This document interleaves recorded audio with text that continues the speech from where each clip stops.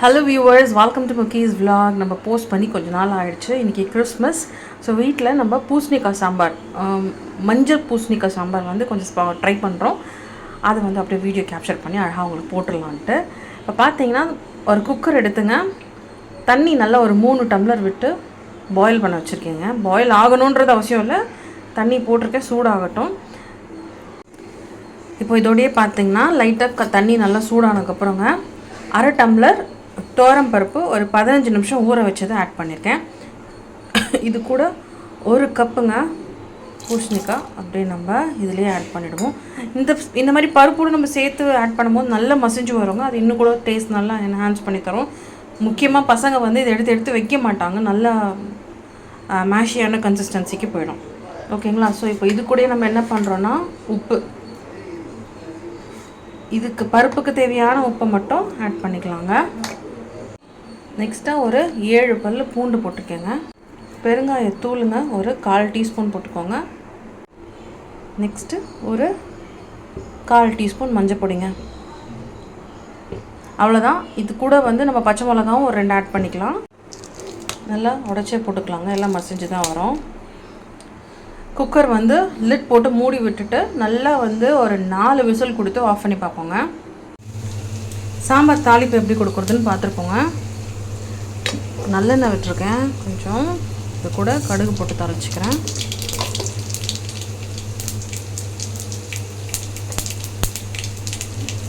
கூட கொஞ்சமாக கருவேப்பிலை, ஒரே ஒரு காஞ்ச மிளகாய் முழுசாக போட்டுக்கிறேங்க. சின்ன வெங்காயம் கைப்பொடி அளவுக்கு நறுக்கி வச்சுருக்கேன், அதையும் ஆட் பண்ணிக்கிறேன்.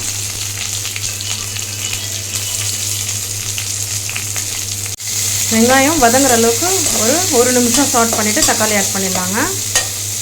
இப்போ இதோட 2 தக்காளி ஆட் பண்ண போகிறோங்க. நறுக்கி வச்சது நல்லா அதுவே மசிஞ்சிடும்.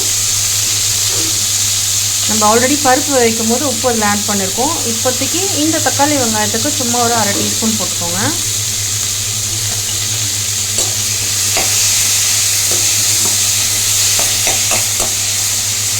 இது வதங்கிறதுக்குள்ளே நல்லா வந்து ஸ்டீமும் அடங்கிடுங்க. பருப்பு நல்லா மசிச்சு கொண்டு வந்துடலாம்.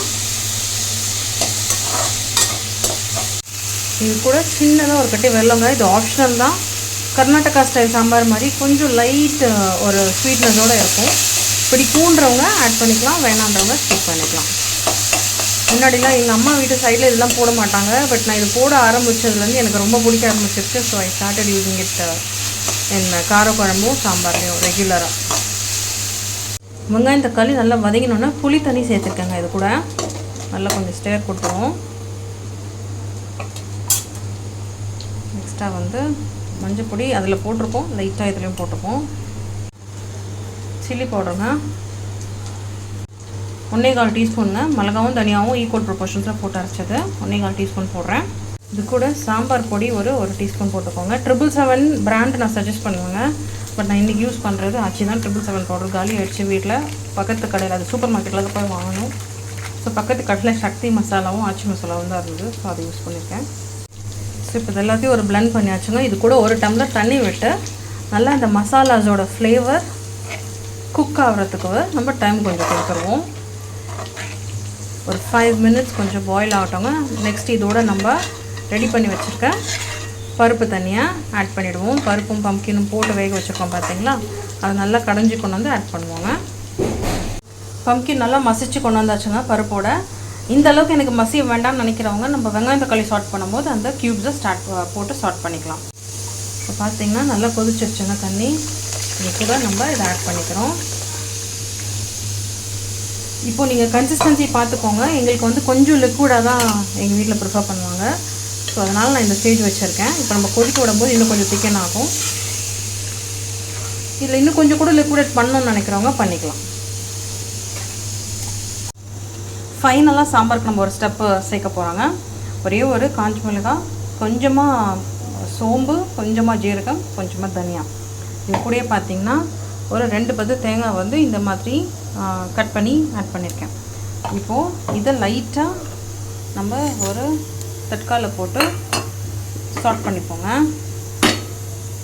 சாட் பண்ணிவிட்டு தேங்காவோடு சேர்த்து அரைச்சிப்போம் பேஸ்ட் மாதிரி. நம்ம அரைச்சி கொண்டு வந்த பேஸ்ட் இந்த மாதிரி இருக்குங்க. இது எல்லாத்தையும் நம்ம சாம்பாரில் கலந்துருவோம். சாம்பாரில் நம்ம இப்போ அரைச்சி விட்ட விழுது போட்டுட்டோங்க. இது அப்படியே நல்லா கலந்து விட்டுடலாம். இப்போ இது போட்டோன்னா கொஞ்சம் திக்கன் ஆகும் சாம்பார். உங்களுக்கு தண்ணி வேணுன்னா இன்னும் கூட லைட்டாக ஆட் பண்ணிக்கலாம். நல்ல கம கம கம வாசனை. வீட்டில் நீங்கள் இந்த ரெசிபியை கண்டிப்பாக ட்ரை பண்ணுங்கள். நம்ம ஹோட்டலில் எப்படி சாப்பிடுவோமோ அதே ஃப்ளேவரில் நல்லா அழகாக டெக்ஸ்சரும் வந்திருக்கு, டேஸ்ட்டும் வந்திருக்கு. ஃபைனலாங்க நம்மளோட king and the queen getting added to the dish. ஓகேங்களா, கொத்தமல்லி அண்ட் கருவேப்பிலை. சூப்பர் யம்மிங்க, சூப்பர் ஸ்க்ரம்டியஸ். வீடே வாசம், கம கம கம கம கம வாசம் வருதே, அதுதான் சொல்லணும். அட்டகாசமாக வந்திருக்கு நம்ம சாம்பார். என்னாலேயே பிலீவ் பண்ண முடியலைங்க. லைட்டாக டேஸ்ட் பண்ணேன். ஸோ நீங்கள் வீட்டில் டெஃபினட்டாக ட்ரை பண்ணி பாருங்கள் இதே மெத்தடாலஜியில். கொஞ்சம் டைம் கன்சூமிங். நான் 1 pot சாம்பாரும் பண்ணுவேன் அர்ஜென்சிக்கு. இன்றைக்கி லீவு, கிறிஸ்மஸ், வீட்டில் இருக்கோன்றதுனால பொறுமையாக அழகாக ரசித்து பண்ணிகிட்ருக்கேன். ஸோ எஸ், ட்ரை பண்ணிட்டு கமெண்ட் பண்ணுங்கள். தேங்க்ஸ் ஃபார் வாட்சிங் த வீடியோங்க. Enjoy the recipe. Take care and bye now.